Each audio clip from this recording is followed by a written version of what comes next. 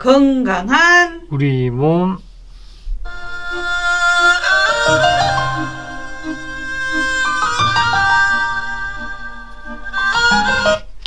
알아야 덜 아프다. 우리 한의학으로 건강을 챙기는 건강한 우리 몸. 원광대 광주한방병원 김채령 과장님 나와 계십니다. 어서 오세요. 네, 안녕하세요. 우리 김채령 과장님 오늘 이발소, 뭐 미용실 뭐 이런 이야기 나누고 있는데요. 어제 그런 추억들이 있습니까? 자주 가십니까 혹시? 아니 저는 한 두세 달에 한 번 정도 가가지고 예, 제가 그 뭐 파마나 염색 이런 거 한 번도 안 해봤었거든요. 예. 그래서 한 번도 안 해봤어요? 예. 이야, 와 이런 것도 처음 뵙네요. 저 야, 커트 말고는 뭐 따로 해본 적이 없어가지고. 아니 그 주변에서 친구들이 막 노랗게 막 하거나 막 파마하거나 이러면 배우고 싶지 않으셨어요? 저 대학교 때 파마한 친구들이 많았었는데 네. 근데 그 성공한 친구들을 잘 못 봐가지고. 아 그게 예. 리트머스 저기처럼 딱 보고 안 되겠다. 야 근데 진짜 귀한 분이시네요. 네. 오, 왜 어디 그 백혈병을 앓고 있는 어린이나 이런 환자분들한테 머리카락 예. 왜 예. 이렇게 기부하잖아요. 예. 근데 조건이 샴푸, 파마, 염색 하면 안 돼요. 예. 네, 그냥 이렇게 자연 그대로 해서 예. 이 가발을 만들어서 이렇게 끝내주는. 네. 혹시 이제 예. 알겠습니다. 예. 너무 좋은 조건이다. 예. 네. 그리고 다시 한번 머리가 파지게 되는 김채령 과장님. 오늘은 인삼에 대해서 알려주시는 거예요? 예, 오늘은 그래서 그 한약재에 대해서 이렇게 준비를 했는데요. 아, 예. 네, 우리 한약재를 다른 말로 본초라고 얘기를 합니다. 본초. 네. 아, 그래서 본초 강목. 네, 오. 맞습니다. 그래서 지금 존재하는 본초 관련 의학 서적 중에서 가장 오래된 게 신농본초경이라고 하는 책이 있는데요. 이 책이 거의 1800년 이전에 쓰여졌습니다. 그래서 여기서부터 인삼이 등장을 하는데요. 그렇다는 말은 인삼이 아주 오래전부터, 그러니까 거의 1800년 동안 이렇게 약재로 쓰여온 것이라고 할 수가 있습니다. 1800년이요? 네. 그래서 신농본초경에서는 본초를 상품, 중품, 하품으로 나누는데요. 예. 그래서 상품은 독성이 없어서 오랜 기간 복용해도 문제가 없을 뿐만 아니라 오히려 오래 복용할수록 좋은 본초인데요. 상품에 속하는 대표적인 본초가 인삼입니다. 그래서 한의학에서 약식동원이라고 해서 약과 음식은 그 근원이 같다고 보는데 음식처럼 복용할 수 있는 본초가 곧 상품이라고 보시면 되겠습니다.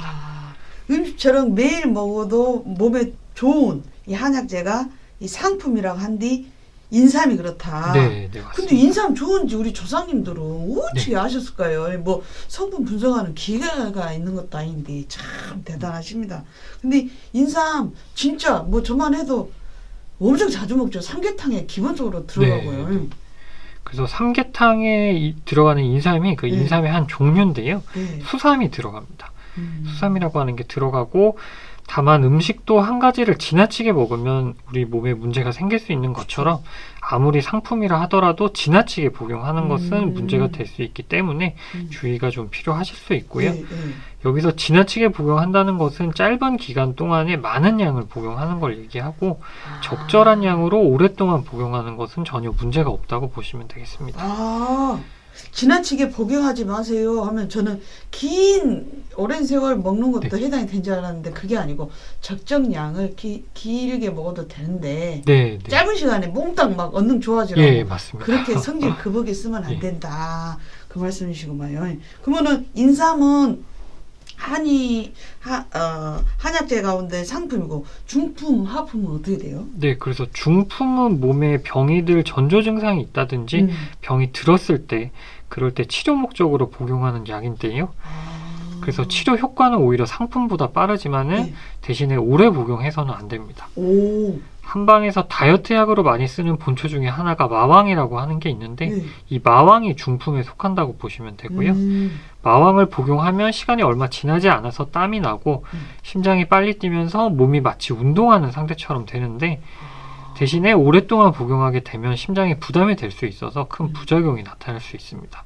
그래서 너무 장기간 드시지 않는 게 좋고, 그리고 하품은 독성이 있어서 쓰기 전에 독성을 제거하는 과정을 거쳐야 하는 것들이 많습니다.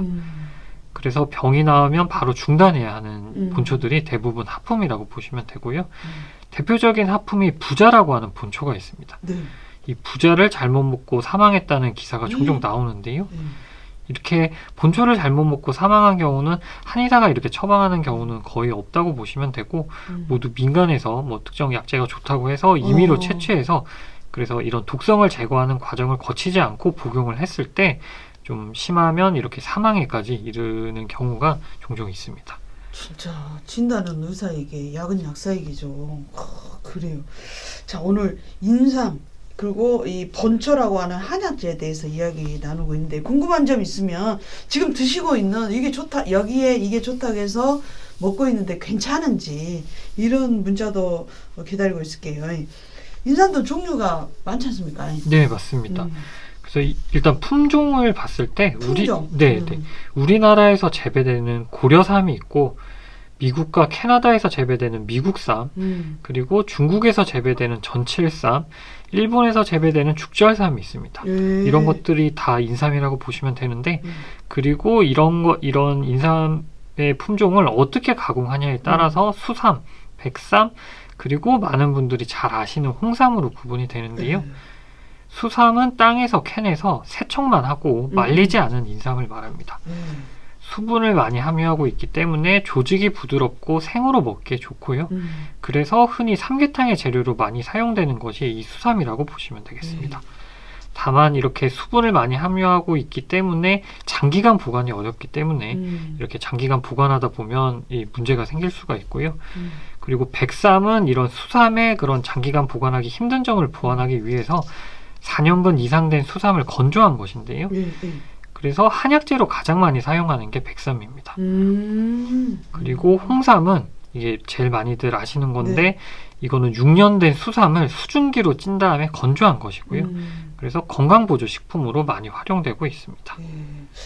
요새는 또 새싹삼도 또 많이들 또 하시더. 우리 청진농부 하시는 분 중에서 나오셔가지고 그건 통째로 이파리까지 먹으니까 되게 이제 먹을만 하던데요. 근데 세계적으로 고려삼이 좀 알아주는 거 아닙니까? 미국 삼은 왠지 좀 약효가 떨어질 것 같은 제 개인적인 느낌입니다. 근데 실제로 이제 고려삼이 제일 좋다고 보는 게 그 인삼도 인삼 학회가 있거든요. 근데 그 인삼 학회가 우리나라에서 만든 고려 인삼 학회가 있는데 그게 세계적으로도 그런 우리 그 학술지 중에서도 좀 알아주는 그런 학술지라서 그래서 고려삼이 굉장히 좋은 걸로 많이 알려져 있습니다. 인삼까지 K인삼이구만. 그러면 이제 인삼은 좋다 하니 다 누구나 거부감 없이 먹잖아요. 뭐 나오면. 근데 정확하게 어떤 효능이 있는 거예요? 네, 그래서 인삼 치료설이라고 하는 게 있는데요. 이게 인삼이 크게 7가지 효과를 가진다 이런 의미인데 그래서 그걸 기준으로 말씀드리면 첫 번째 효과는 원기를 보하고 허탈을 구한다고 했습니다. 그래서 이게 무슨 말이냐면 현대의 관점에서 볼 때 피로회복이라든지 체력 증진에 효과가 있다고 보시면 되고요. 실제로 이에 대한 연구들이 있었는데 한 연구진이 인삼을 복용시킨 쥐하고 복용시키지 않은 쥐를 지칠 때까지 운동을 시키면서 관찰을 했습니다. 그랬더니 인삼을 복용한 쥐가 운동 시간이 훨씬 더 길었고 그리고 운동 후에 피로도라든지 손상된 근육의 회복도 인삼을 복용한 쥐가 훨씬 더 빨리 회복되는 것이 관찰이 됐었고요. 그리고 두 번째 효과는 혈액을 보충하고 맥을 회복시킨다고 얘기를 하는데요. 그래서 빈혈이 있으시다든지 또는 저혈압이 있으시거나 맥이 너무 약할 때 이 맥이 너무 약하다는 거는 심장이 이렇게 박동하는 힘이 약하다는 건데요. 이럴 때 인삼이 도움이 될 수가 있습니다. 그리고 세 번째 효과는 마음을 길러주고 정신을 안정시킨다고 했는데요. 그래서 불안감이 있거나 불면증이 있거나 할 때 또 인삼이 도움이 될 수가 있습니다. 운동선수들한테는 진짜 필요한 본초네요. 그리고 네 번째 효과는 진액을 생기게 하고 갈증을 멈추게 한다고 했는데요. 특히 당뇨병이 오래된 분들이 이런 증상이 있을 수가 있습니다. 입마름이 심하고 이런 몸 안에 진액이 부족할 수가 있는데 예. 그런 분들한테 인삼이 또 도움이 될 수가 있고요. 실제로 인삼과 당뇨약을 함께 복용을 하면 그 작용이 강화된다는 연구들이 많이 있거든요. 그런데 대신에 이거는 바꿔 말하면 당뇨약을 복용하는 분들이 인삼을 함께 드시면 혈당이 지나치게 낮아지는 저혈당이 올 수 있기 때문에 이런 거는 좀 주의를 하시면서 복용을 하시면 좋을 것 같습니다. 그 정도로 인삼이 이 영향이 강력하네요. 네. 저혈당으로 가버릴 정도로. 야, 그래요.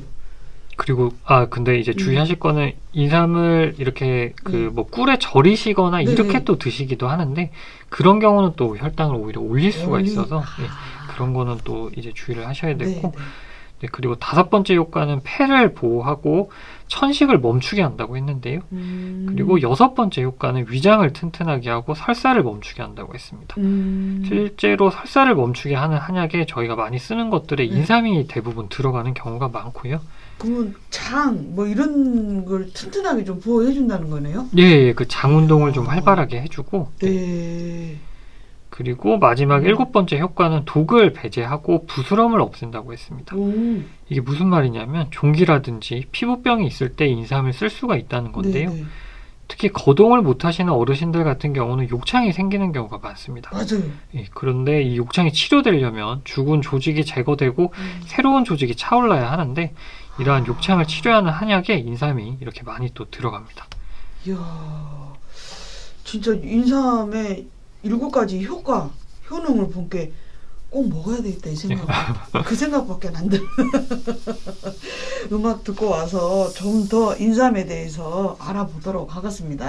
우리 2009번님의 신청곡 여성국악그룹 미지의 군밤타령 듣고 올게요. 2009번님의 신청곡 여성국악그룹 미지의 군밤타령 듣고 왔습니다. 우리 불이 깊은 남님께서 어렸을 때 금산에 사시는 친척분이 계셔서 바짝 마른 인삼을 종종 가져오셨는데요. 호주머니에 부스러기 넣고 다니며 먹었던 기억이 있습니다. 그 덕분인지 체구는 적지만 아직까지 병원 신세는 지지 않고 살고 있나 봅니다. 라고 하셨습니다. 오, 이 마른 인삼을 예, 호주머니에 넣고 그렇게 예. 그래요. 이야. 그리고 또 우리 불이 깊은 나무님 어째 운동도 많이 하시고 그러셔가지고 자 그러면 인삼이 아까 그 6년근으로 이제 홍삼도 만들고 그러잖아요. 네. 근데 저는 6년째가 제일로 좋다 이렇게 알고 있거든요. 그래요? 그래서 그런 얘기가 있었는데 그게 성분을 가지고 얘기를 하거든요. 그래서 인삼의 성분을 진세노사이드라고 하는데 이 인삼을 영어로 진생이라고 합니다. 그래서 이 진생이라는 말에서 따와서 인삼의 성분을 진세노사이드라고 하는데 여기 인삼에 들어있는 이 진세노사이드가 30여 가지가 넘거든요. 그래서 인삼이 다양한 효과를 내고 인삼이 좋다 나쁘다는 결국에는 이 성분이 얼마나 풍부하게 들어있느냐로 결정을 해서 그래서 뭐 4년근이 이 성분이 많다, 5년근이 많다, 6년근이 많다 이런 걸 평가를 하는 건데 보통은 4, 5년 된 인삼이 가장 이 성분이 많거든요. 네, 그래서 6년이 넘어가면 노후 현상을 보여서 오히려 치료 효과를 내는 성분들이 좀 줄어들게 됩니다. 그래서 보통 한약재로는 4, 5년 된 인삼을 가장 많이 쓴다고 보시면 되고 그래서 얼마 전에 제가 그 TV에 뉴스 나온 걸 봤었는데 거기서 그 인삼을 굳이 6년까지 키우는 게 그렇게 키우시는 분들도 힘들고 그쵸. 예, 그런 유효 성분 자체가 사실 뭐 4, 5년 된 인삼하고 크게 다르지 않다 뭐 이렇게 해서 그런 인삼의 연근제를 폐지를 해야 된다 이렇게 또 기사가 난 걸 한번 봤었거든요. 그래서 노후 현상이 와버리고 말이야. 6년 넘으면. 그래서 너무 오래되면 일단 6년이 넘어가면 그거는 더 오히려 좋지 않다고 보고 있습니다. 저는 산삼같이 오래되면 오래될수록 좋은지 알고 그게 아니구만요. 그게 6년 넘으면 홍삼으로 이렇게 만들었을 수도 있겠네요. 4, 5년 된 인삼이 진로 좋다. 가장 많이 쓰인다.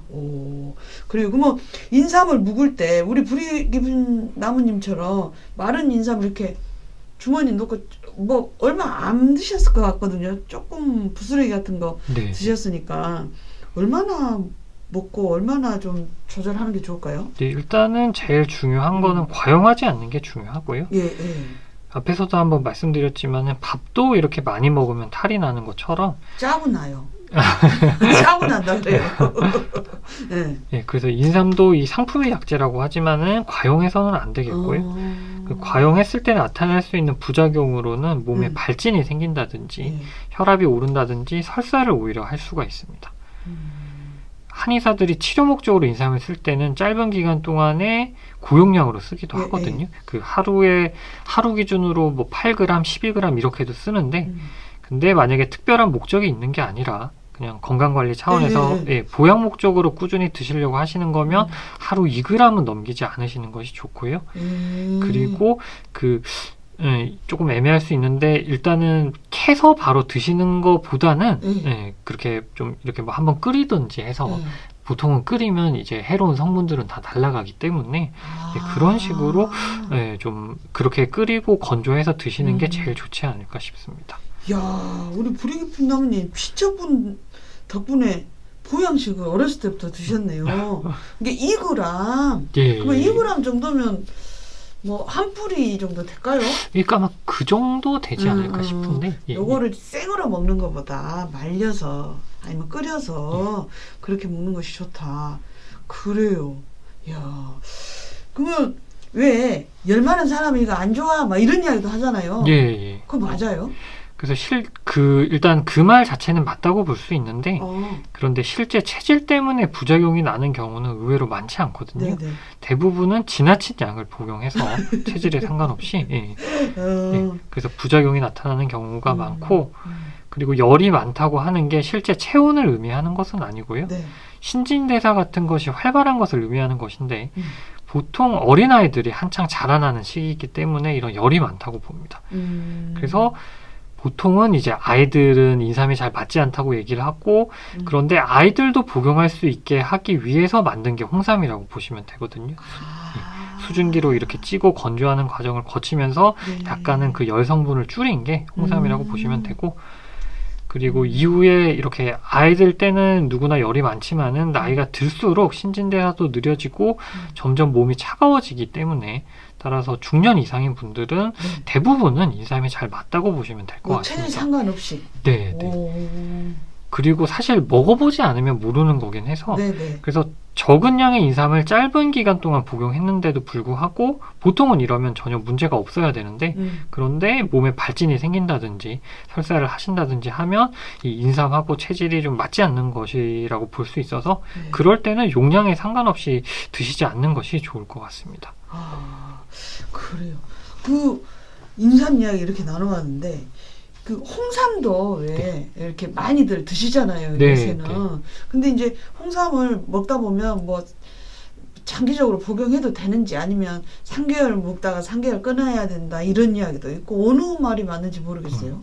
그게 참 딱 정해진 게 없어서 그런 말들이 많기는 한데 뭐 딱 3개월 뭐 이렇게 기간이 명확하게 나와 있다고는 볼 수는 없고 다만 그래서 그 용량이 많지 않으면 뭐 꾸준히 드셔도 될 것 같은데 그게 농축액 뭐 이런 경우도 있거든요. 굉장히 농축해가지고 그런 거는 양이 작더라도 농축했기 때문에 좀 양이 그 몸에서 받아들일 때는 용량이 과도할 수 있긴 하거든요.